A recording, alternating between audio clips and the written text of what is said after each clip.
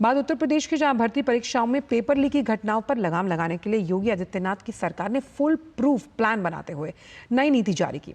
नए आदेश के अनुसार आइए आपको समझाते हैं कि 4 एजेंसियों के जिम्मे परीक्षा। यूपी में भर्ती परीक्षा जो है वो 4 अलग अलग एजेंसियों की मदद से होगी।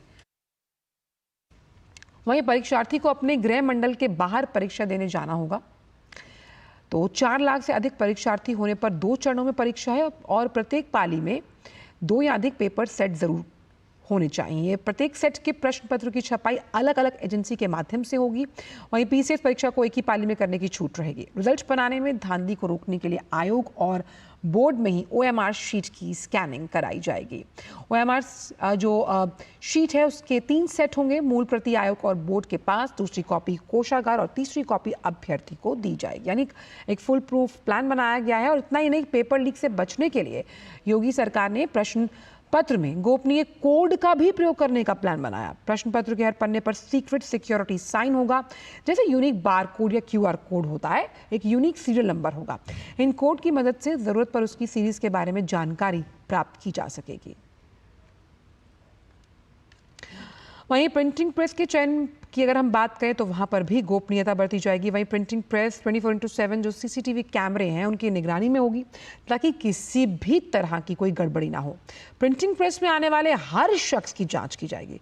किसी भी बाहरी व्यक्ति को प्रेस में जाने की इजाजत नहीं होगी। प्रिंटिंग प्रेस में स्मार्टफोन कैमरा ले जाना पूरी तरीके से बैन होगा। और इतना ही नहीं, प्रिंटिंग प्रेस को 24/7 सर्विलांस पर रखा जाएगा। इसके अलावा सीसीटीवी की रिकॉर्डिंग को 1 साल तक के लिए सुरक्षित रखा जाएगा। डीएम के पास सेंटर बनाने की जिम्मेदारी होगी। योगी सरकार ने सेंटर चुनने की जिम्मेदारी अब सीधे डिस्ट्रिक्ट मैजिस्ट्रेट को सौंप दी। डिस्ट्रिक्ट मैजिस्ट्रेट की अध्यक्षता में कमेटी बनाकर सेंटर का सिलेक्शन होगा। मतलब सेंटर पर गड़बड़ी हुई तो फिर जिम्मेदारी डीएम की होगी। प्रश्न पत्र लाने और ले जाने के बक्से टैम्पर प्रूफ मल्टीलेयर पैकेजिंग में होंगे। परीक्षा नियंत्रक द्वारा प्रश्न पत्र छापने वाली जो एजेंसी है वो नियमित निरीक्षण करेगी। और 2 तरह के जो परीक्षा केंद्र हैं, यानी टाइप 1 श्रेणी 1 जो है राजकीय इंटर कॉलेज, डिग्री कॉलेज, राज्य और केंद्र के विश्वविद्यालय, पॉलिटेक्निक, इंजीनियरिंग और मेडिकल कॉलेजेस। श्रेणी जो दूसरी है वो अच्छी रेपुटेशन वाले स्कूल, जहां छात्रों के लिए आवश्यक सुविधाएं उपलब्ध हो। तो सेंटर चुनने की जिम्मेदारी सीधे डीएम को। अगर कोई गलती होती है तो उसका जो सीधा दायित्व है वो डीएम पर। और प्रश्न पत्र ले जाने के लिए जो तमाम बक्से हैं उनकी टैम्पर प्रूफ मल्टी लेयरिंग की जाएगी। और सेंटर चुनने की जिम्मेदारी क्योंकि अब डीएम के पास है, तो अगर कुछ गड़बड़ी होती है और उनकी अध्यक्षता में कमेटी बनाकर सेंटर का सिलेक्शन होगा तो सीधी जिम्मेदारी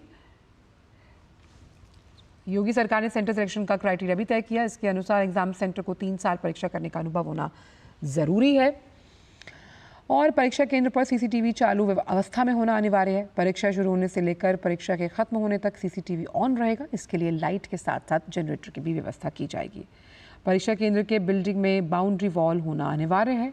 काम को अलग अलग बांटा गया है ताकि पेपर माफिया कहीं भी सेटिंग का खेल ना कर पाए। तो 2 तरह के परीक्षा केंद्र हैं जिस तरह से हमने आपको बताया, जिसकी श्रेणी 1 और श्रेणी 2 आपके सामने है।